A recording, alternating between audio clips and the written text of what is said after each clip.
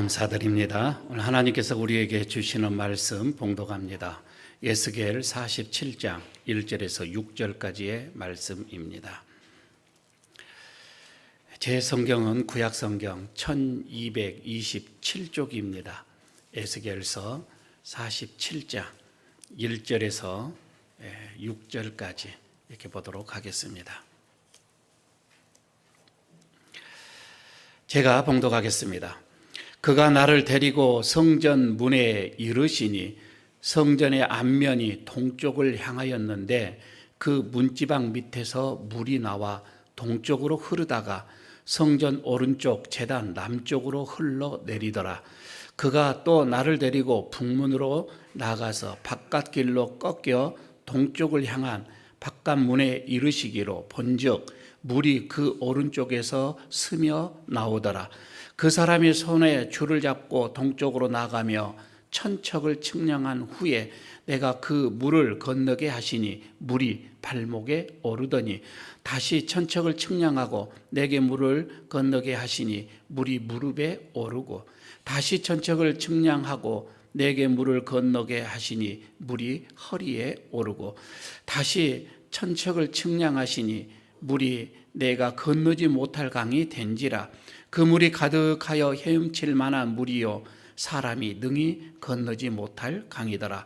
그가 내게 이르시되 인자야 내가 이것을 보았느냐 하시고 나를 인도하여 강가로 돌아가게 하시기로. 아멘. 한 주일 동안 선교제를 다녀오미 딱 일주일인데 어찌 그렇게 긴지요. 여러분 지난 주일 저를 보고 지금 보서 여러분은 아무 의미가 감흥이 없겠지만 저는 한 달 아마 1년 정도 걸린 것 같습니다. 고생은 고생이지만은 매일매일 교회에 나오다가 일주일을 이렇게 교회를 나오지 못함이 저에게는 아주 큰 시간이었고 긴 시간이었었습니다. 할 얘기는 많이 있고 또 보고할 것도 있는데 이것은 예배가 다 끝난 다음에 강구 시간에 좀 드리도록 하겠습니다. 오늘 말씀을 들어가도록 하겠습니다.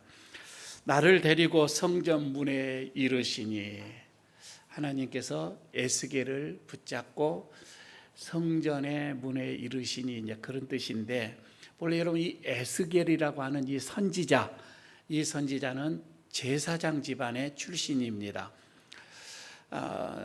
바벨론이라고 하는 큰 제국이 남유다를 침략을 해서 무너뜨리죠. 그리고 마지막 그때 왕이었던 여호와긴 왕을 사로잡아 갈 때에 이 에스겔 선지자도 바벨론으로 포로로 이렇게 사로잡아 가게 되어집니다. 바벨론에서 거기는 그발강이라고 하는 강이 있었는데 그 그발강 그 옆에 조그마한 도시가 하나가 있었습니다. 델 아빕이라고 하는 도시인데 거기에서 생활을 하면서 이스라엘 백성들에게 예언을 합니다. 그리고 경고를 이렇게 하는데 물론 지금 이 델 아빕이라고 하는 이 지역은 지금 현재로 봤을 때는 이라크의 동남쪽 쪽으로 한 깊숙이 들어가는 곳입니다. 사실 예루살렘에서 유다에서 여기까지 델아빕까지는 수천 킬로미터 떨어진 먼 곳입니다. 여기에서 이 에스겔이 어떤 하나님의 말씀을 전하고 선포를 한들 이 사람들이 고국에 있는 사람들이 이것을 들을 수 있을까 이렇게 생각을 하지만 이렇게도 생각을 해봅니다. 오죽했으면 수천 킬로 떨어진 그곳에 포로로 잡혀간 에스겔을 통하여서 하나님께서는 이스라엘 백성들에게 무언가를 말씀을 지금 해주고 싶은 거예요. 그런 간절함이 하나님의 마음이에요. 그러나 하나님의 이 마음과는 정반대로 이스라엘 백성들 특히 남유다 그리고 예루살렘에 있는 사람들은 하나님의 마음과 점점 멀어져 가고 있었습니다. 아예 어느 정도로 이 남유다가 타락이 되어져 가고 있는가 이것을 이제 보게 되어집니다.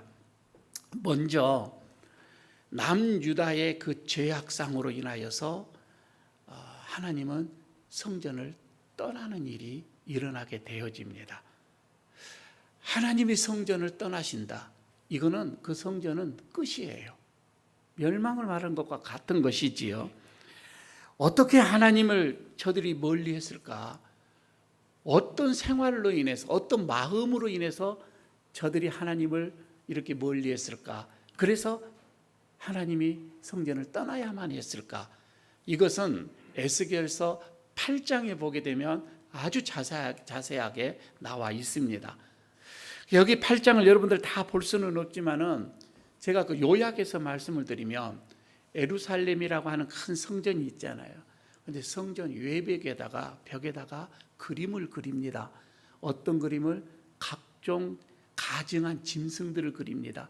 그리고 곤충을 그립니다. 그리고 우상들을 그려요. 그리고는 사람들이 거기 앞에서 절을 합니다. 우상을 섬긴 거예요. 성전 벽에다가 이런 그림들을 새겨놓고 말입니다. 제사장들도 마찬가지입니다. 이스라엘의 장로들은 향로를 들고서 이 제사할 때 쓰는 그 향로를 들고서 그림 앞에서 분향을 이렇게 했습니다. 어느 정도다고 하는 것, 그들이 타락됐다고 하는 것을 우리가 보게 됩니다. 그리고 성전에는 이제 여러 동문이 있고 북문이 있고 어떤 양문이 있고 이제 문들이 이렇게 있잖아요. 그런데 이 북문 앞에서는 여인들이 담무스라고 하는 그때 당시에 유명한 우상이 있었습니다. 탐무스라고도 얘기도 하고요. 이런 담무스 우상을 섬기면서 애국하는 그런 일들이 일어났습니다. 이 담무스는 바벨론의 이 신인데 그때 당시 고대 근동에 아주 잘 알려진 신이기도 합니다. 이 신은 만물을 소생시키는 신이라고 그들은 믿었습니다. 4월달 정도가 되어지면 이 담무스가 지하로 땅으로 이렇게 내려가서 모든 만물들을 이제 이렇게 소생시키는 그런 신이다, 이렇게 생각을 하고 믿었던 거예요. 그런데 이 담무스가 지하로 내려갈 어떤 4월부터 그 시간대는 여인들이 슬피 웁니다.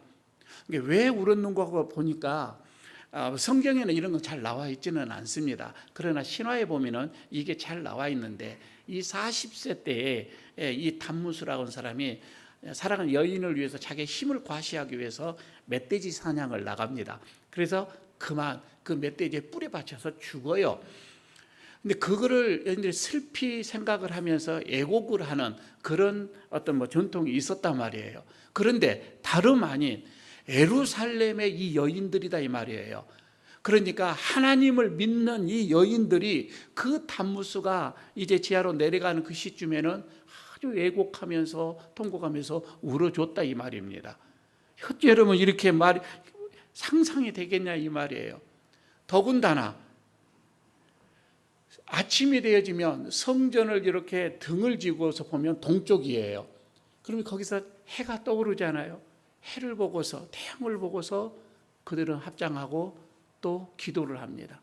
태양 신에게 말입니다. 이미 그때는 신앙이 땅끝 아주 바닥이었었습니다. 하나님이 이것을 보시는 겁니다. 그래서 에스겔서 이 8장에 보게 되면 몇 번을 거듭하여서 하시는 말씀이 있습니다. 나는 도저히 이것을, 이 죄악된 모습을 내가 볼 수가 없다, 이렇게 하시면서 에스겔에게 더 가증한 일들을 내가 보여주겠다, 이것을 거듭 몇 번을 반복해서 하시는 말씀이 나옵니다. 더 가증한 일들이 있다라고 하는 것입니다. 하나님께서는요 견디다 못하여 예루살렘 성전을 떠나기로 작정을 하십니다. 떠납니다. 8장 6절에서도 그죠, 그들이 여기에서 크게 가증한 일을 행하여 나로 내 성소를 멀리 떠나게 하였느니라. 저들의 죄로 인하여서 내가 이 성소를 떠난다고 하는 거예요. 그리고 에스겔 10장 11장으로 넘어옵니다. 10장 11장에서는 하나님이 성전을 떠나는 그 모습을 아주 자세하게 기록을 해줍니다. 처음에는 성전 안에 지성소가 되겠죠. 하나님이 거하시는 이 중심에서 이 그룹들, 천사들이죠. 그룹들과 함께 성전 중심에서 문지방으로 이렇게 움직이는 모습이 나옵니다. 그 문지방에서 또 세상과 성전하고 이 경계심을 이루는 동문이 있어요. 이 동문까지 하나님이 이렇게 움직이시는 모습이 그대로 이렇게 글로 묘사를 해놓는 겁니다. 결국은 그 동문을 떠나서 감람산으로 하나님께서 옮기시는, 그게 11장에서 보게 되면 자세하게 나와 있습니다. 여러분, 예루살렘이 처음에 이 성전이 세워질 때는 그 많은 백성들이 성전에 와서 얼마나 하나님 앞에 영광을 돌리고 기쁨을 돌리고 경배를 하고, 하나님도 마찬가지로 이 성전에서 이미 나는 이 성전을 거룩하게 선택했다, 구별하였다, 내 이름을 영원히 여기에 있게 할 것이다 이러시면서 내 눈과 내 마음이 항상 여기에 있으리라, 역대하 7장 16절에 이렇게 하나님도 말씀을 하셨습니다. 그러니까 처음 성전이 세워질 때는 하나님도 이 성전이 너무 좋았던 거예요. 그리고 백성들도 여기에서 하나님을 만나고 하나님께 은혜를 받고 그런 곳이었다고 하는 것이지요. 그런데 하나님께서 말씀하시는 것처럼 이스라엘 백성들의 그 죄악을 견디다 못하여 떠나버리셨다. 떠났다. 하나님께서는 우상을 섬기는 이런 이스라엘 백성들 질투하시는 하나님이라고 나옵니다. 여기에서 나와요. 너무 우상을 섬기니까 질투하신다는 거예요. 그리고 결국은 떠나시죠. 자, 여기까지 보시면서 저는 오늘 우리의 모습을 바라봅니다. 두 번째, 정말 하나님께서 여러분 내 모습을 보고서 이 예배당에서 하나님은 떠나시는 일은 없을까? 여러분은 여러분이겠지만 목사인 저도 그렇습니다. 나의 어떤 죄악으로 인해서, 나의 어떤 하나님 앞에서 내가 부끄러운 모습으로 인해서 하나님이 이곳을 떠나시면 어찌할까? 그렇게 목회자로서도 저는 저대로 이렇게 심각하게 생각을 하는 거이지요. 어떤 죄악일까? 우리들이 하나님이 이 성전을, 이 예배당을 떠나게 되어지는 그런 죄악들이 우리에게는 무엇일까? 이렇게 생각을 해보는 거거든요. 그때 당시 이스라엘의 이 백성들, 유대인들은 하나님 대신 무엇을 했다고요? 우상을 섬겼다 이 말입니다. 그들은 우상을 섬김으로 인하여서 하나님이 떠났는데, 이 시대에 우리 성도들은 뭐예요? 저는 욕심, 탐욕이라 이 말입니다. 욕심과 여러분 이 물질의 탐욕, 이 물질의 우상, 여전히 여러분 그때 당시나 우리에게는 또 이런 우상이 마음속에 있지 않느냐 한번 생각을 해봅니다. 사도 바울이 얘기를 합니다. 디모데전서 6장이죠 10절에서 이렇게 말합니다. 돈을 사랑함이 일만하게 뿌리가 되나니 이것을 탐내는 자들은 미혹을 받아 믿음에서 떠나 많은 근심으로서 자기를 찔렀도다. 돈을 사랑함으로 인하여서 말입니다. 여러분 이것을 탐내는 자들 미혹을 받게 되어진다고 하는 것입니다. 결국 믿음을 떠나게 되어진다고 하는 거예요. 마지막 때에 이 말세가 되어지면 나타날 우리들에게 현상이 보여지게 되는데, 여러분 이것에서 디모데후서 3장 2절에 말씀을 합니다. 마지막 때가 되어지면요, 종말이 때가 되어지면 사람들은 무엇보다 자기를 사랑해요. 내 자신을 끔찍하게 사랑합니다. 그리고 돈을 사랑합니다. 그리고 굉장하게 자랑합니다. 자랑거리가 많아요. 그리고 교만하다. 그렇게 말세의 현상이 그렇게 나와 있습니다. 히브리서 그래서 13장 5절에서 이렇게 합니다. 돈을 사랑하지 말고 있는 말을 족한 줄로 알아라. 있는 것에 족함을 누려라. 이렇게 말씀을 하고도 있습니다. 여러분 오늘날 보십시오. 우리 성도들, 우리의 삶의 주인이 되시는 그 하나님께 우리가 소망을 품는 것이 아니라 내가 가지고 있는 물질의 소망을 두게 되고요, 세상을 바라보면서 세상 것이 세상에서 원하고 세상에 추구하는 것, 여러분 우리는 그것의 소망을 우리도 품고 있는 그런 우리들이 아닌가 생각을 해보기도 합니다. 최근에 여러분 우리나라가 뭐 최근이 아니죠. 우리나라의 가장 여러분 꿈이요 소망이 뭐예요? 부동산입니다. 그리고 가상화폐였죠. 가상화폐로 인해서 거기서 희망을 찾고자 했었습니다. 일부 사람들이 거기에 투자해서 또 많은 돈을 벌었다고도 얘기를 하고 있습니다. 이런 소식에 많은 사람들이, 아니 또 우리 성도들도 그곳에 희망이 있는 것처럼 몰려들었습니다. 예수님이 말씀을 하십니다. 마태복음 6장 19절에서 말씀하죠. 너희를 위하여 보물을 땅에 쌓아두지 말라. 재물을 땅에 쌓아두지 말라. 거기는 좀과 동록이 해하며 도둑이 구멍을 뚫고 도둑질하느니라. 이렇게 말씀을 하고 있거든요. 땅에 보물을 쌓아두면은요, 우리가 아무리 지키려고 노력을 해도 여러분 그거는 사라지기가 쉽다는 말씀이에요. 이 말씀처럼 가상화폐 그리고 부동산, 이것은 영원한 것이 아니다. 선교지를 갔는데 그 산 꼴짝이 산을 몇 개를 넘어서 갔는데 차로 4시간을 거쳐 갔는데 그 산 속에 학교가 있는데 보니 깜짝 놀라는 게 영어로 써져 있지만은 어느 교회가 이 건물을 지어주고 어느 교회가 이 강당을 지어주고, 어떻게 물어봤어요. 성사님이 어떻게 이 교회가 이렇게, 교회가 한 게 아니고요, 어느 권사님이 무슨 고희의 기념으로 자녀들의 못의 기념으로 이렇게 강당을 지어주고 교실을 지어주고 이렇게 했습니다. 아마 그분들은 소망을 땅에 두지를 않았어요.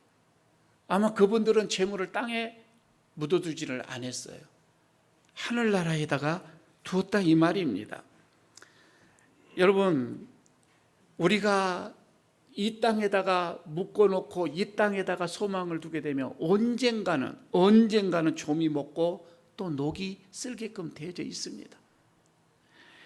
그곳에 소망과 자신의 삶을 걸었던 수많은 사람들이 지금 가슴을 부여잡고 슬픔에 또 울고 있는 사람들도 너무 많이 있습니다. 그렇다면 큰 돈을 벌었던 사람들은 삶의 변화를 받아서 행복하게 살고 있느냐? 여러분, 그렇지도 않습니다. 갑자기 굴러 들어온 큰 돈이다 보니까 그동안 내 내면을 억누르고 있었던, 여러분, 이 욕망을 아마 그 돈이 깨웠을 거예요. 그리고서 뭐 하나 정돈되지 않는 곳에 이 욕심으로 가득 찬 여러분 그 마음, 아마 조각난 삶의 거울 앞에 섰을 것입니다. 성경에서는 말을 합니다. 돈에 파묻혀서 구원의 그 문, 귀라고 하죠. 바늘귀, 이것을 들어가지 못했을 것이다. 자, 그러면 어떻게 할 것인가? 세 번째 한번 생각을 해봅니다. 다시 성전으로 오시는 하나님의 은혜를 우리는 기대를 합니다. 여러분, 세상은 결코 우리에게 소망이 될 수가 없어요. 우리는 하나님께 소망을 두고 하나님께 우리가 희망을 걸고 우리가 하나님께 나가야 되는데, 역대하 7장 16절에서 이렇게 말씀을 하지요. 내 눈과 내 마음이 항상 여기에 있느니라. 하나님께서 내 눈, 내 마음이 항상 여기 어디예요? 성전이었다 이 말입니다. 여러분, 그런 성전으로 우리가 만들어 가야 하는 거예요. 하나님의 마음이 계시는 곳, 하나님의 시선이 머무는 곳, 여러분, 그게 우리 성전이 되어야 된다 이 말이에요. 우리 예배당이 되어야 되는 거예요. 그런데 에스겔서 39장 후반부터, 우리 지금 47장을 보고 있는데 39장 이 후반부를 이렇게 보게 되면 이스라엘이 다시 회복하게 되어지는 것이 나옵니다.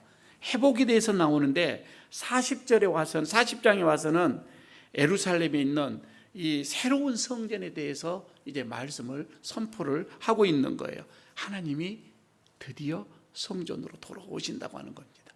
성전으로 돌아오신데 그 우상으로 가득 찼던 것, 그 우상으로 도배를 했던 것, 그런 성전을 정결하게 하시고 새로운 성전을 세우신다는 겁니다.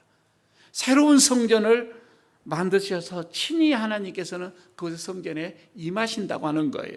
그리고 에스겔 43장 3절에서 5절까지 보니 이렇게 나와 있습니다. 여호와의 영광이 동문을 통하여서, 다시 동문으로 나가셨는데 동문으로 통하여서 성전으로 들어가고 그 영이 나를 들어 데리고 안뜰에 들어가시기로 내가 보니까 여호와의 영광이 성전에 가득 찼더라.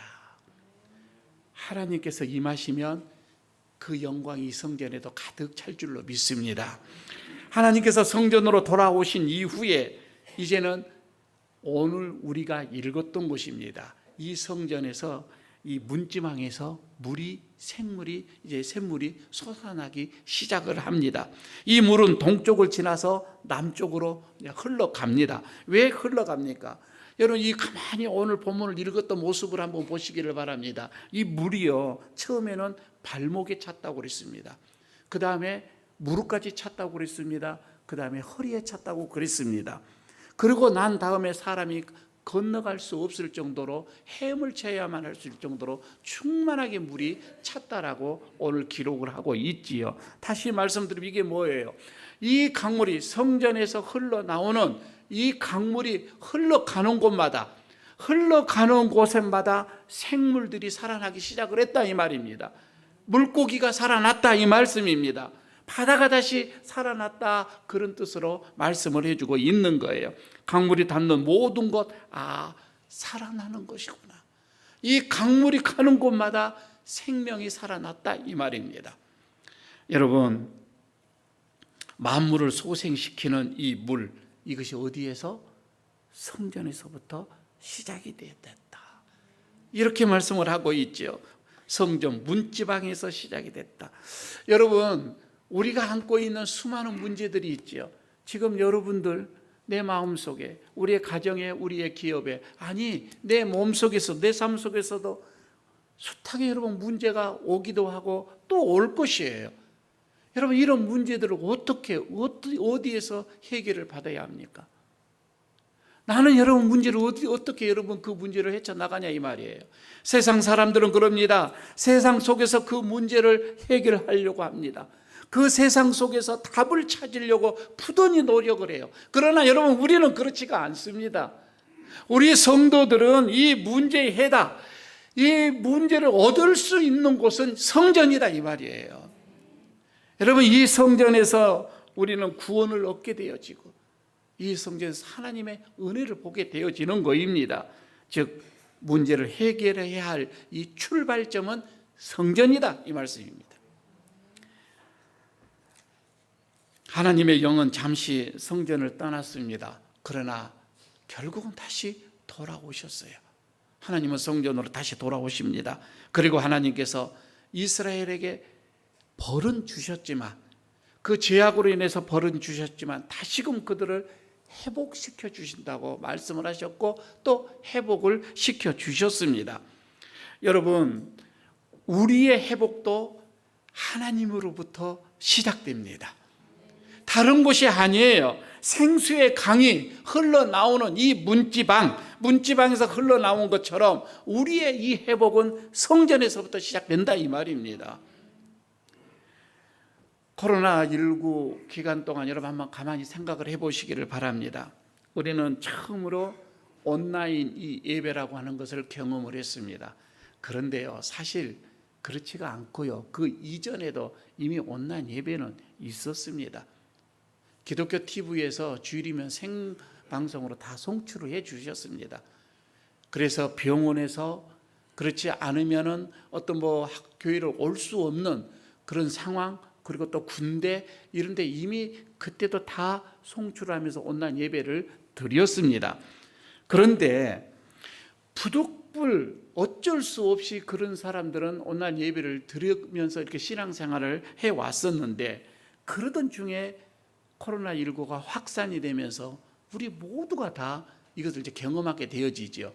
어쩔 수 없이 우리가 이 온라인 예배를 드릴 수밖에 없었고, 여러분 우리 교회에서도 부랴부랴 이것을 작업을 하면서 몇 사람만 나와서 이렇게 여러분들은 가정에서 다 예배를 드려야 했다 이 말입니다. 그런데 여러분 우리 다 경험을 했습니다.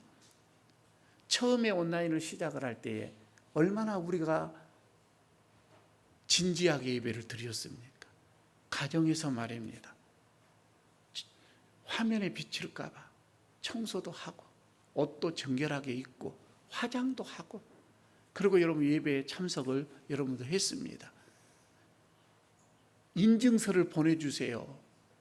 사진을 찍어서 다 보내왔다 이 말입니다. 보니 깨끗하게 정돈하면서 예배를 다 여러분에게 드렸습니다. 최선을 다했다 이 말입니다. 그런데 처음은 몇 번은 그렇게 됐어요. 그러나 하다 보니, 계속 드리다 보니 대충 하자, 그 마음이 아마 들어왔던 것 같습니다. 마음이 헤어지기 시작을 합니다. 옷도 대충 그냥 잠옷 입고 다 보였습니다. 위에만 이렇게 옷 입었지 바지는 막 잠옷 입고 있었고요. 화장도 처음에는 그렇게 예쁘게 하시더만은 그 다음에는 막 대충 하시고요. 머리도 새집이 있었고요. 대충 여러분 우리가 예배를 그렇게 드렸습니다. 여러분 성전이든 집이든 예배하는 곳에서는 항상 하나님이 함께 계시는 곳이에요. 하나님이 계셨다 이 말입니다. 하나님이 지켜보시는 것은 동일한데 장소가 여러분 이렇게 구별되지 않으니까 하나님의 임재하심도 여러분 우리가 경험을 이제 못하게 되어지는 거예요. 무디해져 갔다 이 말입니다. 사실 여러분 우리가 지금 그럽니다. 코로나19 이전으로 우리가 회복을 해야 한다라고 하면 첫 번째는 예배 회복입니다. 다른 게 아니에요. 예배가 온전하게 회복이 되어져야 된다 이 말입니다. 그동안에 온라인 예배가 코로나19에게는 여러분 우리에게 훌륭한 대체자였지만 현재는 이제는 성전 예배 도피하는 곳이 되어버렸습니다. 핑계거리가 되어버렸습니다. 저 집에서 온라인 예배 드릴게요. 얼마나 이유가 좋아요. 그리고 산으로도 갔습니다.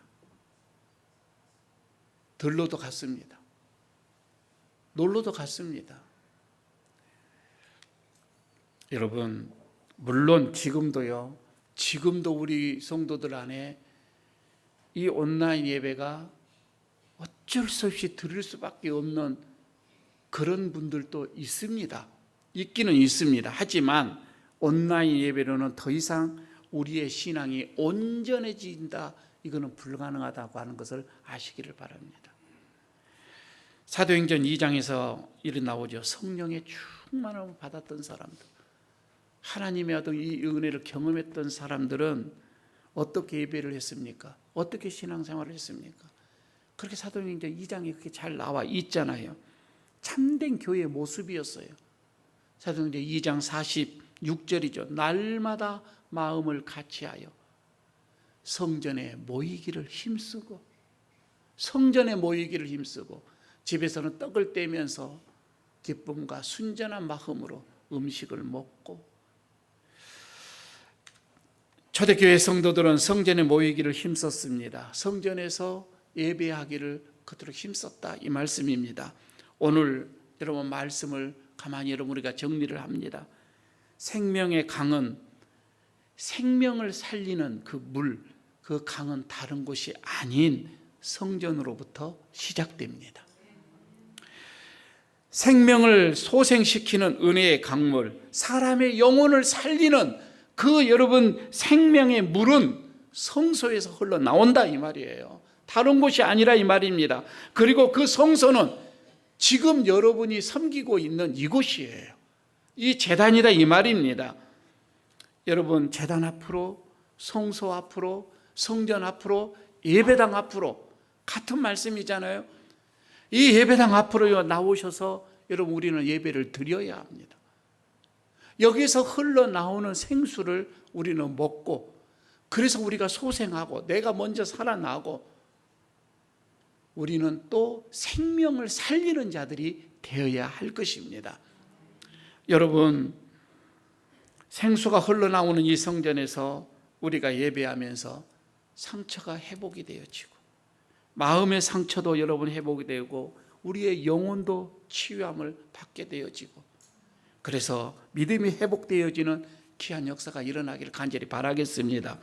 우리가 소망을 두어야 할 분, 여러분, 우리의 소망의 근원이 되시는 하나님 한 분이에요. 그분이 오늘도 여러분 우리 예배당에 와 계십니다. 우리는 그분을 바라봅니다. 생명의 강물이 흘러나오는 예배당으로 여러분 우리는 기쁘게 찾아 나오십시오. 열심히 찾아 나오십시오. 그리고 여기 있는 예수 그리스도의 십자가를 바라보면서 한 사람의 온전한 예배자가 먼저 되시기를 바랍니다.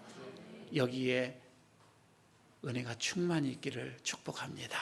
아버지 하나님, 나를 데리고 성전의 문에 이르시는 에스겔의 이 고백이 나의 고백이 되게 하여 주시옵소서. 나를 이끄시고 이 전로로 이끄시는 하나님의 그 놀라우신 은혜, 여기에서 우리의 먼저 내 영혼이 회복되게 하시고, 내 육이 회복되게 하시고, 내 모든 문제가 회복되게 하여 주셔서 살아있는 하나님의 백성으로 살아가 나로 통하여서 또 많은 사람들이 회복의 역사를 경험하게 하여 주시옵소서.